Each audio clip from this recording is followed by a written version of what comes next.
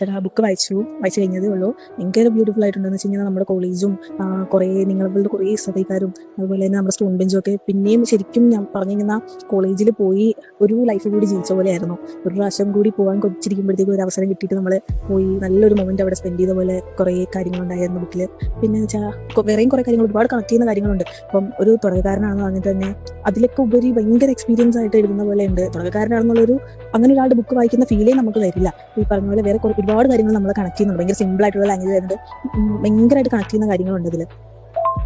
ഇപ്പം ഞാനാണെങ്കിൽ പണ്ട് എപ്പോഴും ഈ പറഞ്ഞ പോലെ 10ാം ക്ലാസ്സിൽ പഠിക്കുമ്പോൾ എൻ്റെ മലയാളം ടീച്ചർ ഒരു ബുക്കിൻ്റെ അകത്തുനിന്ന് ഒരു ചെറിയ സ്റ്റോറി ബുക്കിയിട്ട് പുള്ളിക്കാരത്തെ എനിക്കൊരു ബുക്കൊക്കെ വാങ്ങിച്ചെന്ന് എഴുതണമെന്ന് പറഞ്ഞാൽ ഞാനും കുറേയൊക്കെ എഴുതാൻ നോക്കിയിട്ടും ഈ പറഞ്ഞ പോലെ ലാംഗ്വേജ് ഇഷ്യൂ വരുന്നതുകൊണ്ട് ഞാൻ ഒരുപാട് എഴുതേണ്ട വെച്ചിട്ടുണ്ട്. പക്ഷേ ഇന്നലെ ആ ബുക്ക് ഇരുന്ന് വായിച്ചപ്പോൾ തൊട്ട് അത്രയും സിമ്പിൾ ഒരു ലാംഗ്വേജിൽ കൂടി നമുക്ക് അത്രയും ബ്യൂട്ടിഫുൾ ആയിട്ട് ഒരു കഥ നമുക്ക് കൺവേ ചെയ്യാൻ പറ്റുമെന്ന് ശരിക്കും ചേട്ടനെന്ന് വെച്ചാൽ ഇപ്പോൾ ഒരു ഇൻസ്പിറേഷൻ പോലെയാണ്.